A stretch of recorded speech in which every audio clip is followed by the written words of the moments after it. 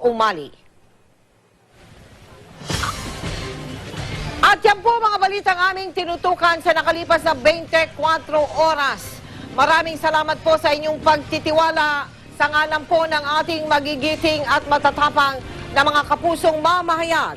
Sina Emil Sumangil, Susan Enriquez, Rafi Tima, Michael Fahatin, June Veneracion at Chino Gaston, at gayon din sa ating matatapang na cameraman at mga technical people.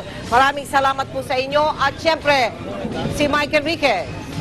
Sumatin po lahat ang kapayapaan. Ako po si Mike Enriquez live mula dito sa Luneta. Ito po ang GMA.